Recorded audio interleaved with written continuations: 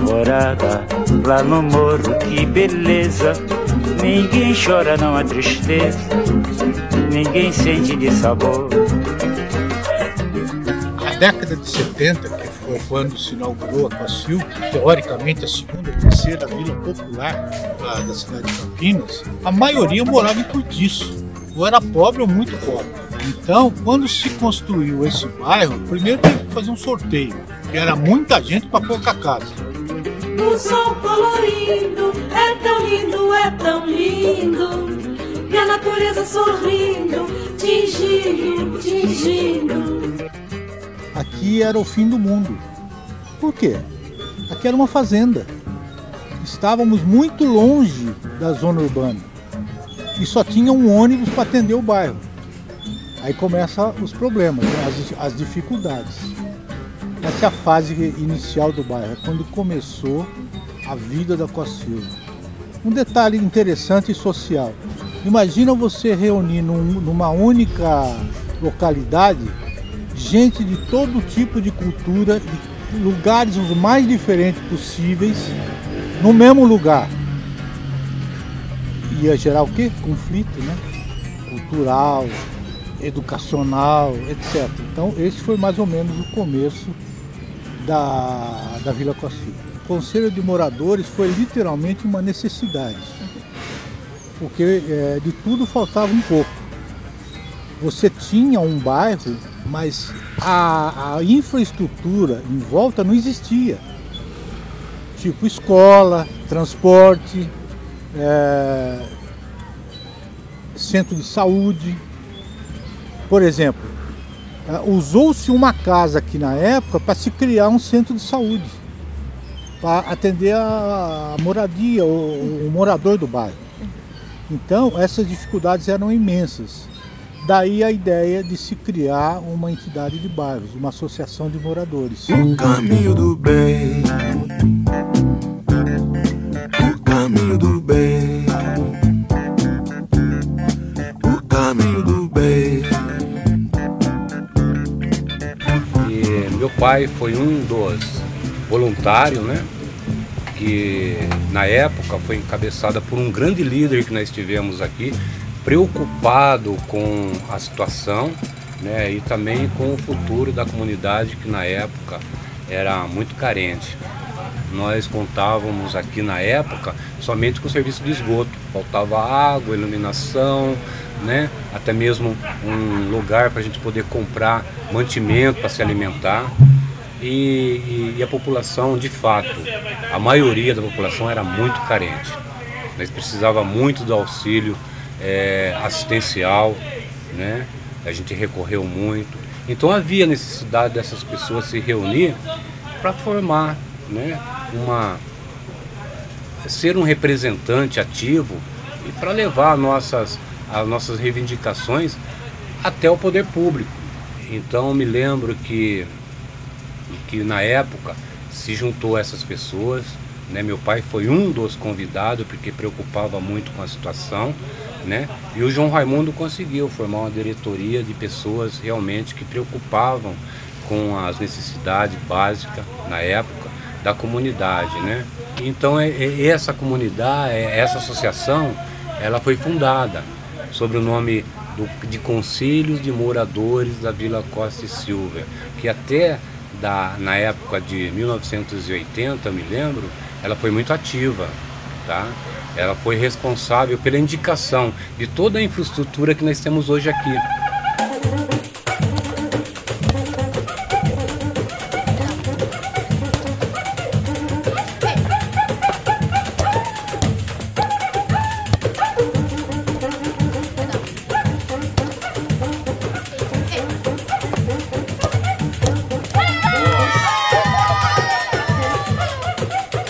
O senhor bateu bola com o Pelé? Junto com o Pelé ele não era nada.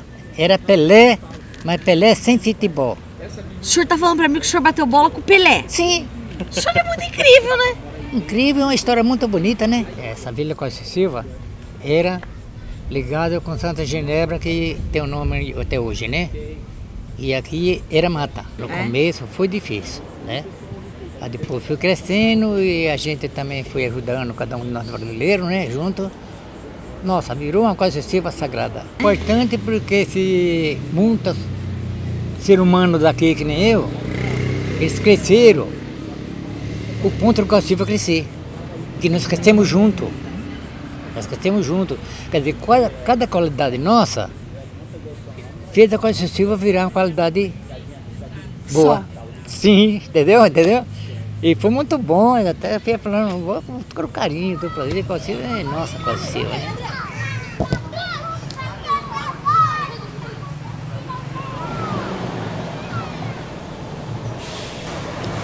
A minha relação com a Costa Silva foi bacana, porque quando eu cheguei aqui, ela não tinha, só tinha marcação de rua.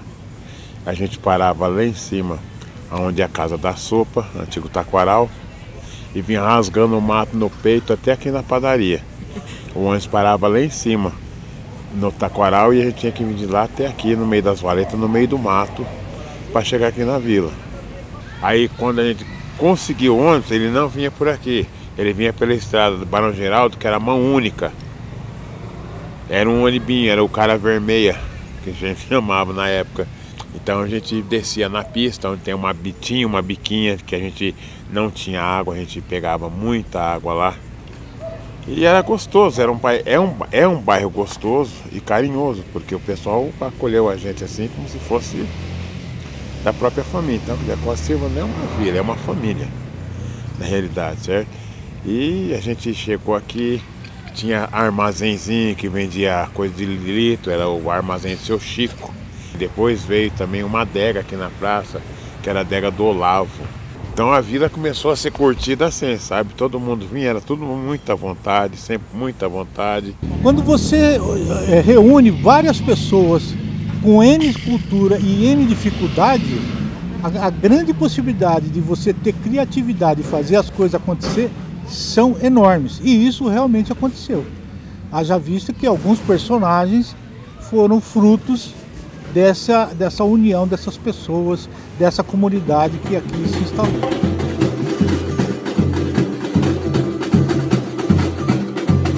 Quando nós mudamos aqui para Costa Silva, que nem eu falo para todo mundo, a primeira mudança que teve aqui na minha casa foi a bateria da Estrela d'Alva. Aí que foi, daí a gente começou a ensaiar, a gente ensaiava aqui na praça, nessa pracinha aqui perto da igreja. Aí nós resolvemos passar para baixo, que aí começou a vir mais movimento, que foi que a gente passou lá para a praça lá embaixo. Mas aí quando a gente estava aqui, meu pai faleceu em 79, que ainda era meu pai quando nós mudamos aqui. Meu pai era o presidente. A vida do meu pai era Estrela d'Alva e Guarani Futebol Clube. Seu Liberato, como o senhor começou a gostar do Guarani? Eu comecei a gostar do Guarani quando eu vim da Poça de Ressaca. Onde que é isso? É aí perto de Mujimirim. E então eu fui assistir um jogo do Guarani, Ponte Preta e Guarani. E o Guarani ganhou o jogo 2-1. Foi o dia que comecei a gostar do Guarani. E quando eu... A partir daí o senhor continuou seguindo o Guarani? Aí eu continuei e viajar com o Guarani. Em 44 eu fui junto com o Guarani em Batatais, de trem, eu e mais 2 amigos, porque nós não tínhamos mais dinheiro para ir, então nós fomos de trem. Saímos daqui às 10 horas da noite, chegamos lá às 6. E nós assistimos o Guarani e Batatais em 44. Onde o senhor arrumava dinheiro para as viagens e tudo? Quando eu não tenho dinheiro, eu vou com os negros do Guarani, que eles são muito meus amigos, e eles me arrumam o dinheiro para mim ir aonde eu quero. Aonde eu quiser ir, a turma do Guarani me ajuda. Que nem hoje, agora que nós fomos agora, eles também dão ajuda para ir a turma da escola de samba. Hoje relembro bem sola, a sua escola não parou, quem é que transforma? Olha, eu acho que ela está resistindo pelo amor do meu sobrinho, porque esse adora mesmo, esse não tem jeito. A vida dele é a Estrela d'Alva, sabe? Tanto a vida dele é a Estrela d'Alva que tá vindo um herdeiro aí que, nossa, até chora por causa da escola de samba. É de família, então a única coisa que eu tem que fazer, independente do que eu faça agora da minha religião, eu tenho que apoiar. E que nem eu falo para eles, eu falo apoiar e orar por vocês.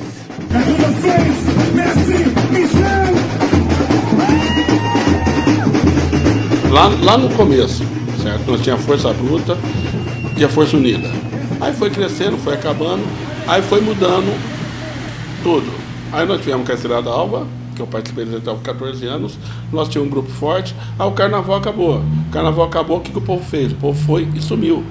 Agora que o NEL está com uma comunidade que está tentando resgatar, trazendo festa, para a comunidade vir junto.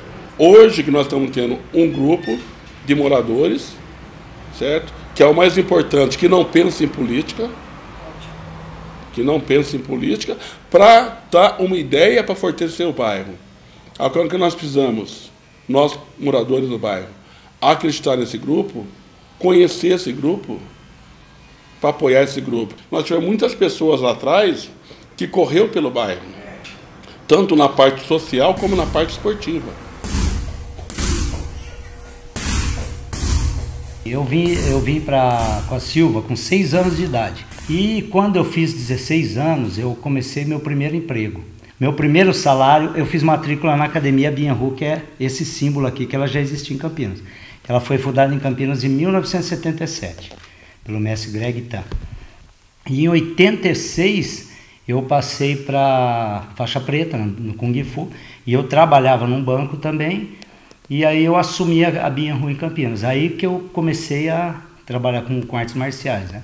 E na época, em 90, meu pai e minha mãe, meu pai comentou comigo, né? Ele era vivo ainda, ele morreu em 90, mas em 90 ainda ele comentou, por que você não constrói um barracão no fundo do quintal, que é o quintal da casa aqui. Em 91, só tinha o muro alto, não tinha teto ainda, eu estiquei uns fios aqui, coloquei lâmpadas e comecei a dar aula aqui no cimento mesmo, porque era só o Kung Fu na época, né? Não tinha nem academia de musculação por perto. Não tinha nenhuma, assim, de artes marciais nenhuma. Aquela época, né, foi em 91 que eu comecei as aulas aqui, a academia já tinha um nome. Então, assim, muita gente começou, tem muitos ex-alunos aqui que passaram por aqui, né? Às vezes tem pais que trazem os filhos aqui para treinar comigo pela referência da academia, pela disciplina que a gente tem, pelo trabalho que a gente faz, né? Um trabalho profissional. Que a gente é um formador de opinião, né? Então tem que tomar bastante cuidado com o que a gente ensina e com as nossas próprias atitudes, né? E assim, eu sempre procurei fazer também, além de ser um espaço particular, né, que eu tenho que pagar imposto para a prefeitura, água, luz, comercial, eu sempre procurei, assim, um aluno ou outro que não tivesse condições, eu ajudar. Eu dar bolsa, eu tinha aqui o projeto social, tinha alguns alunos que faziam tudo que eu procurei ajudar, para tentar resgatar. Não dá para resgatar como podemos resgatar isso aí, entendeu? E fazer uma coisa melhor do que era lá atrás, porque lá atrás nós não tínhamos o desenvolvimento que nós tivemos hoje. Que nem eu hoje, graças a Deus, eu posso falar de mim, certo? Eu sou um professor, eu sou um treinador formado, entendeu? O que eu faço em Cosmópolis, eu não podia fazer no meu bairro? Por que nós não fazemos um trabalho para trazer as crianças para nós de volta? Entendeu? Para não trazer os pais da criança para nós de volta, para não trazer a comunidade para nós de volta. Podemos resgatar, podemos fazer até melhor. Basta querer e acreditar.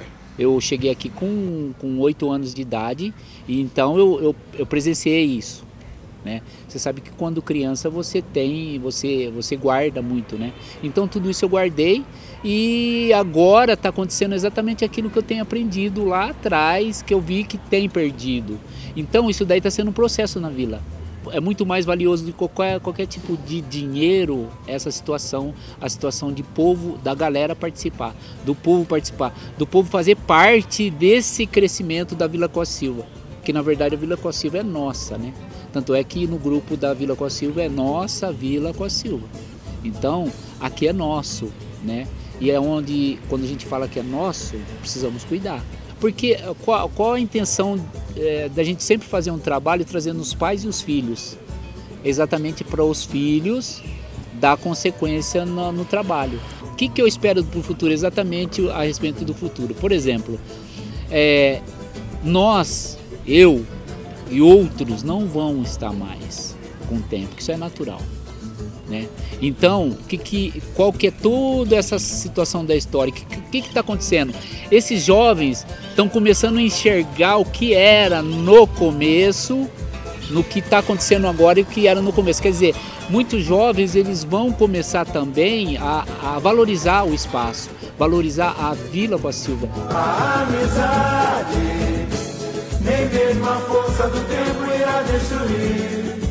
Somos verdade, nem mesmo este samba de amor pode nos resumir. Quero chorar o seu choro, quero sorrir seu sorriso, valeu por você existir, amigo. Quero chorar o seu choro, quero sorrir seu sorriso, valeu por você existir, amigo. La la la ya, la la ya, la la la ya, la la ya, valeu por você existir, amigo. Esta vai para todos os amigos.